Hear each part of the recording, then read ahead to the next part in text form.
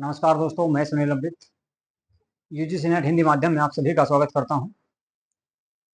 आज की जो हमारी क्लास रहेगी वो रहेगी मध्यकालीन भारत की। मध्यकालीन भारत की इससे पहले अगर बात करूं, आपके लगभग चार चार क्लासें आ चुकी हैं, ठीक है, और ये आपकी पांचवी क्लास इसमें रहेगी, ठीक है। और हम लोग पढ़ रहे हैं सबसे पहले दिल्ली सल्तनत। दिल्ली सल्तनत में हम इससे पहले लगभग 130 क्वेश्चन कर चुके हैं, ठीक है। तो 131 से आज के आगे 130 से आगे क्वेश्चन आज हम लोग देखेंगे। यदि आप लोग हमारे चैनल पर पहली बार आए हैं, नए आए हैं, तो हमारे चैनल को सब्सक्राइब अवश्य कर लें और वह वीडियो को लाइक तथा शेयर जरूर कर दिया करें, ठीक है। रही बात पीडीएफ की, पीडीएफ आपको प्राप्त होगी पेपर 1 की भी और पेपर 2 की भी। पेपर 1 की आपकी कंप्लीट 10 के 10 यूनिट की जो पीडीएफ रहेगी वो आपको संसार अकेडमी नामक टेलीग्राम चैनल पर प्राप्त होगी। इसके अलावा साथ साथ आपको पेपर 2 के जो मैं आपको पीवाईक्यू करा रहा हूँ, पिछले सालों के जो क्वेश्चन करा रहा हूँ, इन सब की पीडीएफ भी आपको यूजीसी नेट आपका सॉरी यूजीसी नेट के जो है, ठीक है, पेपर 1 और पेपर 2 दोनों की पीडीएफ आपको संसार अकेडमी टेलीग्राम चैनल पर प्राप्त हो जाएगी। तो आप लोग जो है संसार अकेडमी टेलीग्राम चैनल पर जाकर उसको ज्वाइन कर सकते हैं और वहां से अपनी सारी पीडीएफ जो है आप डाउनलोड कर सकते हैं, ठीक है। बहुत सारी उसमें पीडीएफ डाल भी दी गई है, कुछ रह रही है उसको भी डाल दिया जाएगा, ठीक है। चलिए जी, आज की क्लास को करते हैं स्टार्ट। देखते हैं सबसे पहला क्वेश्चन क्या है आप लोगों के सामने, ठीक है। तो पहला जो क्वेश्चन है वो है निम्नांकित में से किसमें दिल्ली सल्तनत के वंशजों को काल कर्मानुसार व्यवस्थित दर्शाया गया है। यानी कुल मिलाकर सबसे पहले कौन सा वंश आया, उसके बाद कौन सा वंश आया, वंश को जो है सबसे पहले दर्शाया। देखो भाई, सबसे पहले जो वंश आया था गुलाम वंश आया, गुलाम के बाद खिलजी वंश आया, खिलजी के बाद में तुगलक वंश आया, फिर सैयद और फिर लोधी वंश आया। तो कुल मिलाकर ए ऑप्शन ही इसका आपका सही हो जाएगा, ठीक है। ए ऑप्शन ही इसमें आपका सही हो जाएगा। अगले क्वेश्चन पे चलते हैं।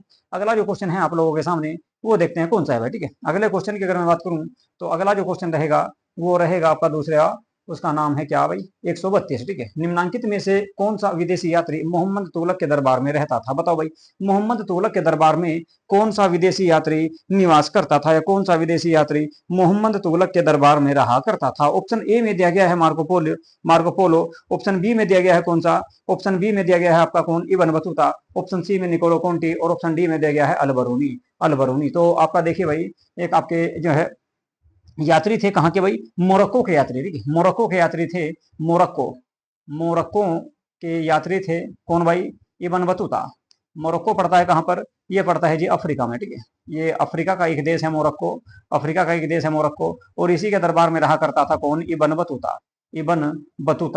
बतूता जो है इसी के दरबार में निवास करता था। किसके भाई, इब्न बतूता जो है ये निवास करता था किसके दरबार में, ये करता था भाई फिरोज शाह तुगलक के दरबार में, ठीक है। तो फिरोज शाह तुगलक के दरबार में इब्न बतूता नामक यात्री निवास करता था या रहता था, ठीक है। अगले क्वेश्चन पे चलेंगे। अगला जो क्वेश्चन है आप लोगों के सामने वो है निम्नांकित में से कौन सा सही नहीं है, यानी कि कौन सा सही सुमेलित नहीं किया गया है, ये आपको इसमें बताना है। कौन सा सही सुमेलित नहीं किया गया है ये इसमें आपको बताना है। बताओ भाई फटाफट, कौन सा सही सुमेलित नहीं है, कौन सा सही सुमेलित नहीं है। देखो भाई, ऑप्शन ए में दिया गया है उलेमा, ये धार्मिक विद्वान हुआ करता था। उलेमा जो था एक धार्मिक विद्वान हुआ करता था। इसके अलावा रसूल दिया गया है, रसूल जो है ये दैनिक प्रार्थनाएं हैं, ठीक है, दैनिक प्रार्थनाएं होती हैं, ठीक है। जैसे आपका भजन करते हैं ना, तो इसी प्रकार से प्रार्थनाएं होती हैं इस्लाम धर्म में। इसके अलावा इल्म की अगर बात करें तो कुरान से प्राप्त ज्ञान होता है इल्म, उसको कहा जाता है। जब कुरान से ज्ञान को प्राप्त किया जाता है तो उसको इल्म कहा जाता है। सुन्नी की अगर बात करें, सुन्नी मुस्लिम संप्रदाय का एक आपका जो है मुस्लिम संप्रदाय है, ठीक है। मुस्लिम या इस्लाम धर्म में ही दो प्रकार के मुस्लिम आपको पाए जाएंगे, सुन्नी और शिया, ठीक है, सुन्नी और शिया। तो सुन्नी जो है पैगंबर के आधुनिक व्यवहार नहीं है, बल्कि यह एक क्या है, यह एक जो है आपका इस्लाम धर्म का ही एक वर्ग है जिसको सुन्नी कहा जाता है। तो डी ऑप्शन आपका इसमें गलत हो जाएगा, ठीक है भाई। अगले क्वेश्चन पे चलते हैं। अगला जो क्वेश्चन है आप लोगों के सामने वो भी आपका मिलान करने वाला है, ठीक है। एक तरफ आपकी सूची दी गई है फर्स्ट और एक तरफ सूची सेकंड दी गई है। तो सूची फर्स्ट का सूची सेकंड के साथ में मिलान आपको करना है। सूची फर्स्ट के साथ में सूची सेकंड का मिलान आपको करना है। देखिए भाई, सबसे पहले दिया गया है क्या, सबसे पहले दिया गया है आपको कौन सा शब्द, कल्ब। कल्ब किसे कहा जाता है, कल्ब कहा जाता है भाई सेना को, ठीक है। कल्ब कहा जाएगा किसको, कल्ब कहा जाएगा भाई सेना को। तो कल्ब सेना को कहा जाता है। इसके अलावा अगर बात करें हस्म की अगर बात करें तो हस्म जो है ये एक प्रकार का घुड़सवार हुआ करता था, घुड़सवार हुआ करता था। फाजिल की अगर मैं बात करूं तो फाजिल होगा क्या, निर्धारित राजस्व के प्राप्त होने वाली राजस्व, ठीक है, निर्धारित राजस्व के प्राप्त राजस्व से प्राप्त होने वाली राजस्व इसको कहा गया है। इसके अलावा तोफीर की अगर बात करें तो ये इफ्ता की अनुमानित आय में बढ़ोतरी को तोफीर कहा जाता था। तो कुल मिलाकर आपका ए का आ जाएगा आपका तीसरा और बी का आ जाएगा कौन सा, पहला।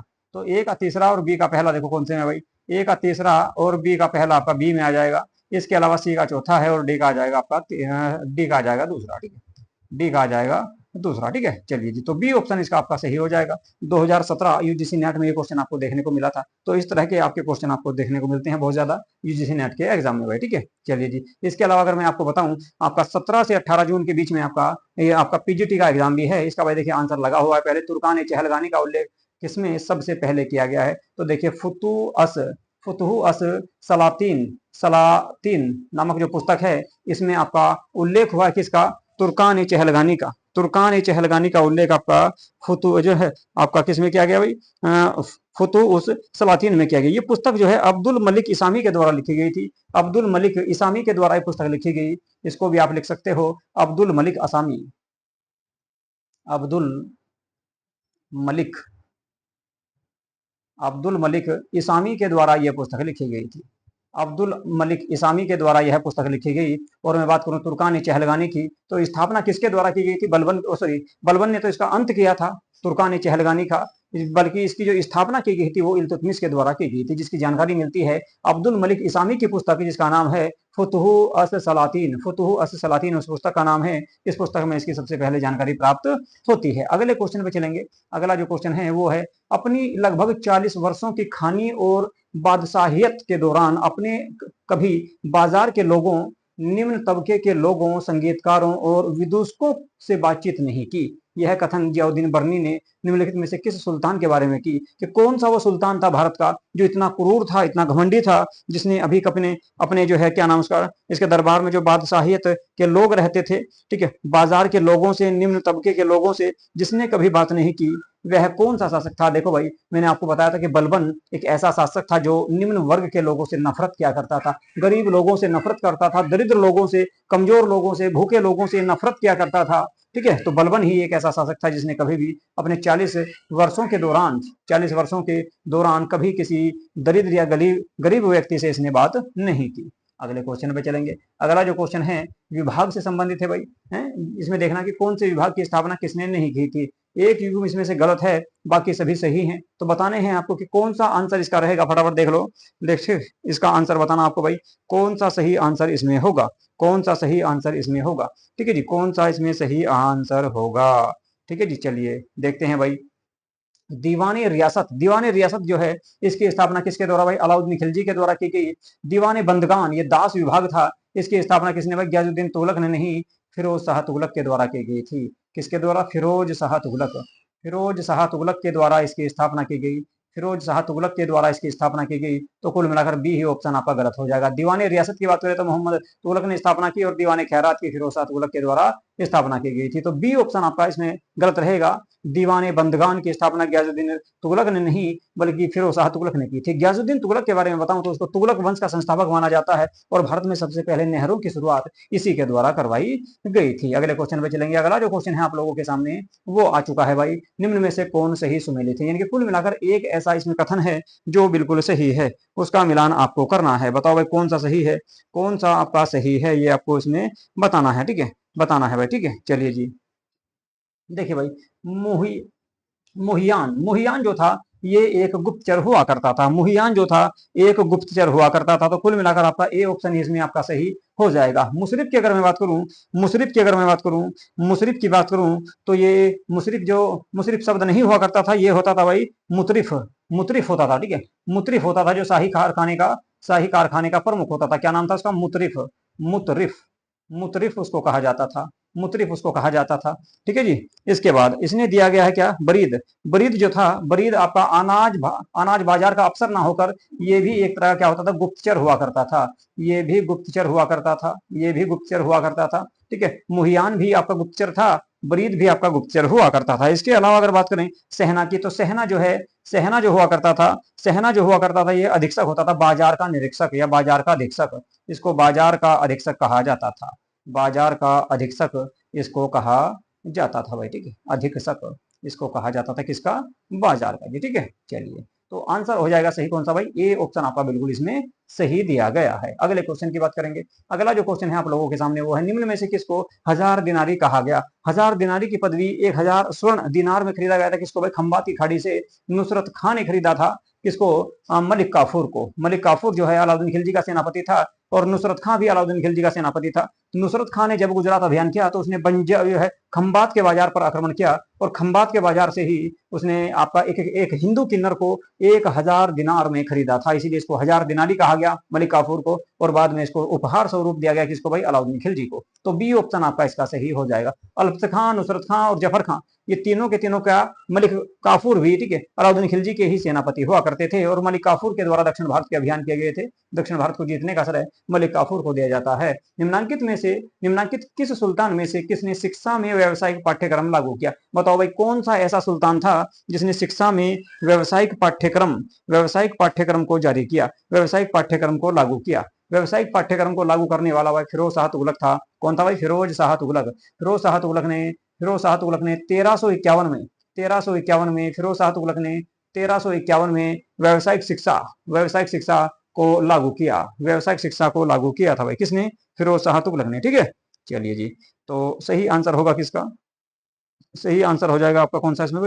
डी ऑप्शन इसमें आपका सही हो जाएगा। ठीक है, अगले अगले क्वेश्चन पे चलेंगे। अगला जो क्वेश्चन है आप लोगों के सामने क्वेश्चन नंबर 141 और आज का 11वां क्वेश्चन। ठीक है, इसमें देखते हैं भाई, निम्नांकित में से किसने सल्तनत काल में डाक व्यवस्था का विस्तृत विवरण किया है? यानी कि कौन सा ऐसा इतिहासकार है जिसने डाक व्यवस्था का उल्लेख किया है?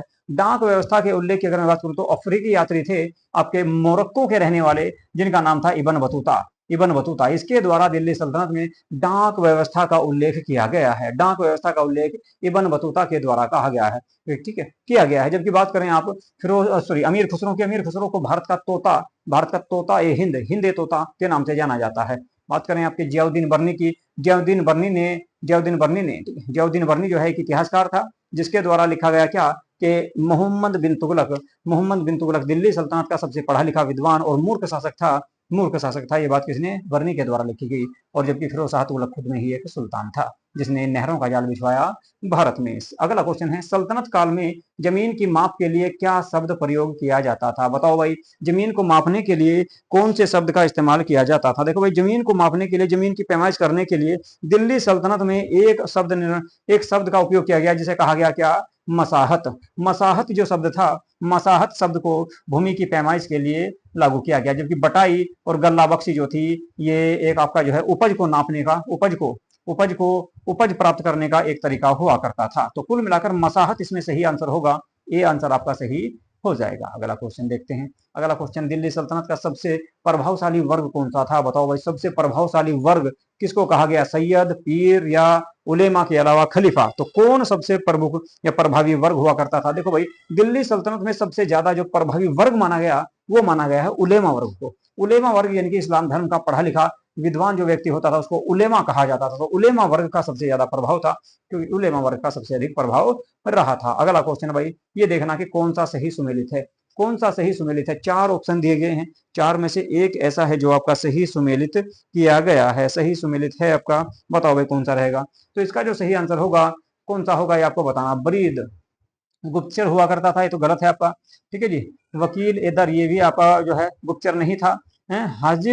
हाजिब कहा गया दरबारी शिष्टाचार को, तो ये बिल्कुल सही है। तो बी ऑप्शन आपका इसमें सही हो जाएगा। और वजीर एक तरह से आपका राजा का उत्तराधिकारी हुआ करता था। ठीक है, तो कुल मिलाकर आपका आंसर सही होगा इसमें कौन सा भाई? बी ऑप्शन आपका इसमें सही हो जाएगा। बी ऑप्शन इसमें आपका सही हो जाएगा। अगला क्वेश्चन देखते हैं, क्वेश्चन नंबर 145 और आज का 15वां क्वेश्चन है, निम्नलिखित में से किसे कुतुलुब इस्लाम का नाम दिया गया? कुतुलुब इस्लाम का नाम किसको दिया गया? कौन सा वो क्षेत्र था जिसे कुतुलुब इस्लाम कहा गया? बताओ भाई किसे कुतुलुब इस्लाम कहा गया? देखो भाई, आपके एक शासक थे मोहम्मद बिन तुगलक जो शासक थे उनके समय आपका दिल्ली को राजधानी परिवर्तित किया गया। दिल्ली को राजधानी परिवर्तन करके कहाँ लाया गया भाई? देवगिरी लाया गया। दिल्ली को राजधानी परिवर्तन करके देवगिरी लाया गया। इसी का नाम दौलताबाद है वर्तमान में, और इसी का नाम इसने रखा था कुतुलुब इस्लाम। किसने? मोहम्मद बिन तुगलक ने। लिख देता हूँ बोर्ड पर भाई, मोहम्मद बिन तुगलक दिल्ली सल्तनत का सबसे पढ़ा लिखा विद्वान शासक मोहम्मद बिन तुगलक, इसने राजधानी परिवर्तन की और राजधानी परिवर्तन करके बनाई किसको? इसने बनाई भाई देवगिरी को, और देवगिरी का नाम रखा कुतुलुब इस्लाम। ठीक है जी। चलिए भाई अगला क्वेश्चन, क्वेश्चन नंबर 146। निम्नांकित सुल्तानों में से किसने बहराइच में सैयद सालार मसूद गाजी की दरगाह की यात्रा की? बताओ भाई कौन सा ऐसा सुल्तान था जिसने बहराइच में सैयद सलार जो एक संत हुआ करते थे, सैयद सलार जो एक प्रमुख संत हुआ करते थे, हैं, सैयद सलार मसूद गाजी की दरगाह की यात्रा किसके द्वारा की गई? किसके द्वारा की गई? किसके द्वारा की गई? देखो भाई इसकी जो यात्रा की थी मोहम्मद बिन तुगलक के द्वारा की गई और बाद में फिरोज शाह तुगलक के द्वारा भी की गई। तो कुल मिलाकर इसका तो दोनों ऑप्शन सही होंगे। इसका एक और आंसर बना लेता हूं भाई मैं आपका, B and C. B and C, ठीक है, बी एंड सी सही होगा। यानी कुल मिलाकर आपका इन दोनों के द्वारा, मोहम्मद बिन तुगलक के द्वारा और फिरोज शाह तुगलक के द्वारा, दोनों के द्वारा इस क्षेत्र की यात्रा की गई, इस तीर्थ स्थल की यात्रा की गई थी। ठीक है जी, अगला क्वेश्चन देखते हैं। अगला क्वेश्चन मिलान करने वाला है, बहुत बढ़िया है भाई, बहुत बढ़िया क्वेश्चन है, मिलान करने वाला है। क्वेश्चन नंबर 147 की बात करेंगे। फटाफट इसका आंसर आप लोगों को लगाना है। बताओ भाई, ताजुल मासिर, ताजुल मासिर, ताजुल मासिर का संबंध किससे था भाई? हसन निजामी के साथ में इसका संबंध हुआ करता था। तो कुल मिलाकर आपका ए का हो जाएगा चौथा और ए का चौथा आपका केवल ऑप्शन सी में दिया गया है। तो ऑप्शन सी में दिया गया है, ठीक है। इसके बाद फतवा ए जहांगीरी, फतवा ए जहांगीरी जो पुस्तक थी ये भाई जियाउद्दीन बर्नी के द्वारा लिखी गई थी, बर्नी के द्वारा लिखी गई। तुगलकनामा, तुगलकनामा की अगर मैं बात करूं तो अमीर खुसरो के द्वारा लिखी गई और फुतूहत सलातीन इसामी के द्वारा भी बताया था आपको, इसामी के द्वारा लिखी गई थी। तो सी ऑप्शन आपका इसमें सही हो जाएगा। अगले क्वेश्चन की बात करें। अगला जो क्वेश्चन है आप लोगों के सामने, इल्तुतमिश की सेना के मुख्य विभागों में से कौन शामिल नहीं था? यानी कौन सा ऐसा विभाग था जो इल्तुतमिश की सेना में शामिल नहीं था? बताओ फटाफट भाई, कौन सा ऐसा विभाग था जो इल्तुतमिश की सेना में शामिल नहीं था? देखो भाई इल्तुतमिश के समय आपका तोप खाने का उपयोग नहीं किया गया, तोप खाने का उपयोग नहीं किया गया था। तोप खाने का उपयोग पहली बार जो किया वो बाबर के द्वारा किया गया था पानीपत के युद्ध में, या उससे पहले आपका भेरागढ़ का जो युद्ध, भेरागढ़ का जो किला जीता गया था पाकिस्तान में, उस किले को जीतने में सबसे पहले भारत के क्षेत्र में, भारत की धरती पर उपयोग किया किसने? बाबर के द्वारा इसका उपयोग किया गया था। वैसे आपका फिरोज शाह तुगलक के समय भी बारूद का प्रयोग किया गया, लेकिन वो आतिशबाजी के रूप में क्या होगा? आतिशबाजी के रूप में किया गया था, आतिशबाजी, आतिशबाजी, आतिशबाजी में सबसे पहले बारूद का जो प्रयोग किया वो किसने किया भाई? बारूद का प्रयोग, बारूद का प्रयोग आतिशबाजी में सबसे पहले किसने किया था?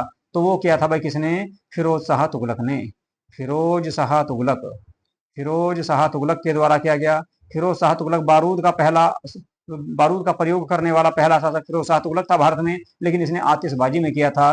युद्ध या तोपखाने में प्रयोग बाबर के द्वारा किया गया था। डी आंसर आपका इसमें सही हो जाएगा। तो कुल मिलाकर इल्तुतमिश के समय तोपखाना नहीं था, तोपखाना नहीं हुआ करता था भाई, ठीक है। चलिए जी अगला क्वेश्चन देखेंगे। क्वेश्चन नंबर 149 है, सल्तनत काल में सर जानदार, सर जानदार किसको कहा गया? दिल्ली सल्तनत में सर जानदार किसको कहा गया ये आपको बताना। सर जानदार जो कहा जाता था भाई, ये आपका प्रमुख अंगरक्षक हुआ करता था किसका? सुल्तान का। तो सुल्तान का जो प्रमुख अंगरक्षक हुआ करता था, सुल्तान की सुरक्षा करता था, उसको सर जानदार कहा जाता था, सर जानदार उसको कहा जाता था। अगले क्वेश्चन की अगर मैं बात करूं, क्वेश्चन नंबर 150 और आज का ये अगर मैं बात करूं तो 20वां क्वेश्चन है, सल्तनत काल के मुनही से तात्पर्य था। बताओ भाई सल्तनत काल में मुनही किसे कहा गया? मुनही किसे कहा जाता था ये आपको बताना है। बहुत बढ़िया क्वेश्चन है भाई, देखो पीछे भी आया था ये भी आपका। मुनही का जो प्रयोग किया गया है वो गुप्तचर के लिए किया गया है, ब्रीद जो प्रयोग किया गया है वो भी गुप्तचर के लिए किया गया है। तो ऑप्शन ए इसमें आपका सही हो जाएगा। अगला क्वेश्चन देखेंगे। अगला जो क्वेश्चन है आप लोगों के सामने, दिल्ली सल्तनत का, दिल्ली सल्तनत के द्वारा संरक्षण दी गई भाषा, यानी कि दिल्ली सल्तनत के द्वारा कौन सी भाषा को संरक्षण प्रदान किया गया? बताओ भाई कौन सी भाषा को दिल्ली सल्तनत के सुल्तानों ने संरक्षण प्रदान किया था? देखो भाई दिल्ली सल्तनत के शासकों ने संरक्षण जो प्रदान किया, ना तो अरबी भाषा का किया और ना ही उर्दू भाषा का किया, ठीक है, और ना ही तुर्की भाषा का किया, इन्होंने किया था भाई फारसी भाषा का। फारसी भाषा का सबसे ज्यादा संरक्षण दिल्ली सल्तनत के सुल्तानों के द्वारा किया गया था, क्योंकि ये लोग ज्यादातर जो है फारस से संबंधित थे। मदरसा ए नासिरी का निर्माण किसके शासनकाल में हुआ था ये आपको बताना है। मदरसा ए नासिरी का निर्माण किसके शासनकाल में हुआ था? मदरसा ए नासिरी का शासन जो है, निर्माण जो है वो किसके समय हुआ? देखो भाई कुतुबुद्दीन ऐबक के समय तो ये निर्माण नहीं हुआ। मदरसा ए नासिरी भारत का सबसे पहला मदरसा माना जाता है और मोहम्मद बिन तुगलक के द्वारा भी नहीं। इसका जो निर्माण किया गया था भाई इल्तुतमिश के द्वारा किया गया, इल्तुतमिश के द्वारा, इल्तुतमिश के द्वारा किया गया। अब आप कहोगे सर कि इल्तुतमिश का नाम तो आपका ऑप्शन में दिया भी नहीं गया है, इल्तुतमिश का नाम तो आपका ऑप्शन में दिया नहीं गया है। इल्तुतमिश को ही आपका अल्तमश के नाम से भी जाना जाता था। अल्तमस जो कहा गया है वो किसको भाई, इल्तुतमिश को ही अल्तमस के नाम से भी जाना गया। तो अल्तमस जो कहा गया है वो इल्तुतमिश को ही कहा जाता था। ठीक है, तो बी ऑप्शन आपका इसमें सही हो जाएगा। अगले क्वेश्चन की अगर मैं बात करूं, अगला क्वेश्चन है आज का आपका आप लोगों के सामने, दिल्ली सल्तनत काल में खराज किसे कहते थे, बताओ भाई, खराज किसे कहा जाता था, खराज किसे कहा जाता था। खराज जो है हिंदू जमींदारों से भूमि, हिंदू जमींदारों से एकत्रित भूमि कर हुआ करता था। जो हिंदू जमींदार थे उनकी भूमि पर जो टैक्स लगता था, जो कर लगता था, उसको कहा जाता था भाई क्या, खराज। उसको खराज कहा गया, उसको खराज कहा गया। ठीक है, जबकि हिंदुओं पर धार्मिक कर जो होता था वो क्या था भाई, जजिया, उसे कहते थे जजिया, उसे कहा जाता था क्या, जजिया, जजिया कर कहा जाता था। है जी, मुस्लिम किसानों से एकत्र भूमि भूमि कर, भूमि कर, ठीक है, भूमि कर उसको क्या कहते थे भाई। ठीक है, देखो भाई, खम्स कर जो होता था वो तो लूट का कर हुआ करता था, खम्स जो कर था वो तो लूट का कर हुआ करता था। हिंदुओं पर लगने वाला कौन सा कर था, उसे जकात, उसे बोलते थे क्या भाई, उसे बोलते थे जजिया कर। ठीक है, और एक जकात कर हुआ करता था, क्या, जकात, एक कर हुआ करता था जकात, ये आपका मुस्लिमों से या मुस्लिम संपत्ति पर लगाया जाता था। तो कुल मिलाकर A option, oh sorry, D answer इसका सही हो जाएगा। अगले क्वेश्चन की अगर मैं बात करूं आप लोगों के सामने, अच्छा एक और बात बता दूं इसमें आपको, ये जो आपको कर लिया जाता था कौन सा, खराज कर। ठीक है, ये कुल उपज का 1/10 भाग तक लिया जाता था, 1/10 भाग तक लिया जाता था। ठीक है, अगला क्वेश्चन देखते हैं, क्वेश्चन नंबर है 154, और आज की अगर मैं बात करूं तो ये 24वां क्वेश्चन रहेगा आपका। सल्तनत काल में अमीर हाजिब अधोलिखित में से किसका पदाधिकारी हुआ करता था। यानी कि कुल मिलाकर जो है अमीर हाजिब या अमीर ए हाजिब किसे कहा गया, या किसका वो पदाधिकारी हुआ करता था, किसका पदाधिकारी हुआ करता था, कौन भाई, अमीर ए हाजिब। अमीर ए हाजिब की अगर मैं बात करूं तो ये दरबार के शिष्टाचार, दरबार के शिष्टाचार को कार्यान्वित करना और उसके वैभव को बनाए रखने का इसका काम हुआ करता था। ठीक है जी, दरबार के शिष्टाचार, दरबार में नियम कानून को बनाए रखना, उनके क्रियान्वयन को करना, और वैभव यानी कि उसके सम्मान को बनाए रखने का कार्य किसका होता था, अमीर या हजीब का हुआ करता था। तो भाई आंसर सही हो जाएगा आपका सी, सी आंसर इसमें आपका सही हो जाएगा। ठीक है भाई, चलो जी, अगला क्वेश्चन देखते हैं भाई कौन सा है। अगला क्वेश्चन आप लोगों के सामने जो आया है आपका 155, अलाई दरवाजा अधोलिखित किस स्थान पर स्थित है। देखो भाई, अलाई दरवाजा, ठीक है, अलाई दरवाजा, ठीक है, और अलाई मीनार, ठीक है, दोनों के दोनों, या हजार सितून, ये दोनों के दोनों कहां पर है, दिल्ली में स्थित हैं। और किसने बनवाए, अलाउद्दीन खिलजी के द्वारा इनका निर्माण करवाया गया था। ठीक है जी, लाहौर की बात करूं तो लाहौर में सॉरी कुतुबुद्दीन ऐबक का मकबरा कहां पर है भाई, लाहौर में है, लाहौर में है। ठीक है, चलिए जी, अगला क्वेश्चन देखेंगे आपका, रजिया को उत्तराधिकारी बनाने वाली शाही विज्ञप्ति की रचना इल्तुतमिश के लिए किसने थी, किसने की, मतलब किसने ऐसी रचना की, किसने ऐसी आपकी विज्ञप्ति की रचना की कि भाई रजिया सुल्तान को जो है अगला शासक बनाया जाएगा या इल्तुतमिश का उत्तराधिकारी घोषित किया जाएगा। तो मुशरिफ उल मुमालिक, मुशरिफ उल मुमालिक नामक जो विज्ञप्ति थी, ठीक है, तो इसको कहा गया क्या, इसको कहा गया भाई रजिया का उत्तराधिकारी का उल्लेख इसमें किया गया था। तो सी आंसर सही हो जाएगा। अगला क्वेश्चन देखते हैं। अगला जो क्वेश्चन है आप लोगों के सामने, निम्नलिखित में से कौन सा शासक ममलूक वंश का था, बताओ भाई। ममलूक वंश का मतलब है कि गुलाम वंश से संबंधित था, ममलूक वंश का संबंध है गुलाम वंश से। तो देखिए भाई, अलाउद्दीन खिलजी, खिलजी वंश से संबंधित था, खिलजी वंश से संबंधित था। इब्राहिम लोदी, लोदी वंश से संबंधित था। मोहम्मद गोरी, गोर वंश से संबंधित था, गोर वंश से संबंधित था। बात करें बलबन की तो इसी को कहा गया क्या, गुलाम वंश का, गुलाम वंश का या ममलूक वंश का शासक था कौन भाई, बलबन। बलबन जो है ममलूक या गुलाम वंश का शासक था। चलिए जी, अगला क्वेश्चन देखेंगे, मकबरों की अष्टभुजाकार आकृति मध्यकालीन भारत के निम्नांकित में से किस वंश की विशेषता थी, बताओ भाई, कौन से वंश के समय मकबरों की जो अष्टभुजाकार आकृति बननी शुरू हुई, वो किसके समय शुरू हुई। देखो भाई, मकबरों में अष्टभुजाकार जो मकबरे बनने शुरू हुए वे सबसे पहले आपके लोदी वंश के शासनकाल में शुरू हुए। लोदी वंश की ये सबसे प्रमुख विशेषता मानी जाती है। मकबरा जो होता था वो अष्टभुजाकार, यानी कुल मिलाकर उसकी 8 भुजाएं हुआ करती थी, 8 भुजाएं, 8 आकृतियां हुआ करती थी, अष्टभुज उसको कहा गया है। ठीक है, चलिए जी, अगला क्वेश्चन देखेंगे। आज का सेकंड लास्ट क्वेश्चन है भाई, आज का सेकंड लास्ट क्वेश्चन है, निम्नलिखित में से कौन सा, नहीं अभी सेकंड नहीं है, 4-5 क्वेश्चन और करते हैं। ठीक है, 4-5 क्वेश्चन और कर लेते हैं इसमें। निम्नांकित में से कौन सा वक्तव्य असत्य है, गलत कौन सा है ये आपको बताना है, गलत कौन सा आपको बताना है। सिकंदर लोदी ने आगरा की स्थापना की, बिल्कुल सही बात है। हरिहर प्रथम ने दक्षिण में विजयनगर राजवंश की स्थापना की। ये बात भी आपकी बिल्कुल सही है कि हरिहर के द्वारा ही आपकी किसकी स्थापना की गई थी भाई, यह हरिहर के द्वारा ही स्थापना की गई, किसकी, विजयवंश, हरिहर एवं बुक्का नामक दो भाइयों के द्वारा स्थापना की गई थी। तो दोनों सही है। पूछ रहा क्या भाई, असत्य कथन, बलबन ने कुतुब मीनार का निर्माण पूरा करवाया? नहीं भाई, इल्तुतमिश ने करवाया था, इल्तुतमिश ने करवाया था। तो कुल मिलाकर आपका सी ऑप्शन गलत हो जाएगा, उपरोक्त सभी। ठीक है, तो सी आंसर इसमें गलत होगा। पूछ रहा है गलत कौन सा है, असत्य कौन सा है, तो सी ऑप्शन आपका इसमें गलत हो जाएगा, क्योंकि कुतुब मीनार की शुरुआत करवाई थी कुतुबुद्दीन ऐबक ने, और पूरा करवाया इसको किसने भाई, इल्तुतमिश के द्वारा। बलबन ने इसे पूरा नहीं करवाया था। आगे बात समझ में, चलिए क्वेश्चन नंबर 160 है जी, और आज का 30वां क्वेश्चन। फिरोज शाह तुगलक के शासनकाल में निम्नांकित में से कौन सा कर युद्ध के दौरान प्राप्त लूट के माल का 1/5 था? मैंने आपको बताया था कि आपका खुम्स कर या खम्स कर या खुम्स कर जो हुआ करता था, खुम्स कर जो हुआ करता था, ये आपका लूट का धन हुआ करता था, लूट का धन ये हुआ करता था। ठीक है, इसके अलावा खराज की बात करें तो ये आपका मुस्लिमों के द्वारा दिया जाने वाला कर था। जकात की बात करें तो एक धार्मिक कर था जो मुस्लिमों से लिया जाता था, और जजिया की बात करें तो ये गैर मुस्लिम यानी कि हिंदुओं से लिया जाने वाला एक कर हुआ करता था। अगला क्वेश्चन देखेंगे, क्वेश्चन नंबर 161। फतवा ए आलमगिरी के नाम से इस्लामिक कानूनों का पूर्ण रूप से वर्णन मध्यकालीन भारत के निम्नांकित में से किस शासक की आज्ञा से लिपिबद्ध किया गया? बताओ भाई, कौन से राजा के आदेश पर, कौन से राजा के आदेश पर क्या किया गया? फतवा ए आलमगिरी, ये एक कानून की पुस्तक थी, कानून की पुस्तक थी, इस्लामी कानून की पुस्तक थी। तो औरंगजेब के आदेश पर इस पुस्तक का निर्माण किया गया था, है जी, औरंगजेब के आदेश पर इस पुस्तक का निर्माण किया गया था।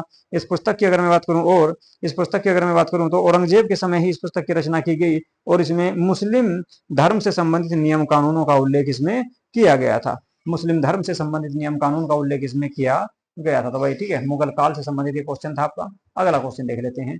इबन बतूता प्रसिद्ध मुस्लिम अन्वेषक जो मोहम्मद बिन तुगलक के शासनकाल में भारत आया, वह किस देश में था? वह किस देश से था? बताओ भाई, इबन बतूता की बात बहुत बार हो चुकी है। मैंने आपको बताया था कि अफ्रीका में एक देश है, उत्तर अफ्रीका में, मोरक्को जिसको कहा जाता है, मोरक्को जिसको कहा जाता है, वहीं का रहने वाला था कौन? Ibn Battuta, Ibn Battuta. ठीक है, अगले क्वेश्चन की बात करेंगे। अगला जो क्वेश्चन है, जौनपुर में सरकी राज्य की स्थापना कब हुई? किसके द्वारा की गई, सॉरी स्थापित किया गया? तो सरकी साम्राज्य की स्थापना किसने की थी? देखो, सरकी साम्राज्य की स्थापना जो है 1394 ईस्वी के आसपास, 1394 ईस्वी की बात है, 1394 ईस्वी के आसपास, 1394 ईस्वी के आसपास एक आपका शासक हुआ करता था, सेनापति था मलिक सरवर, मलिक सरवर। तो मलिक सरवर के द्वारा जौनपुर में एक आपके राज्य की स्थापना की गई, जिसे सरकी साम्राज्य कहा गया या सरकी राज्य कहा गया। बात करूं जौनपुर की, तो फिरोज शाह तुगलक ने जौनपुर शहर की स्थापना की थी अपने भाई जोना खां की याद में। मध्यकालीन भारत में पहली बार गैर मुस्लिमों को सरकारी नौकरियों में प्रवेश मिला था। तो बताओ भाई, पहली बार सरकारी नौकरियां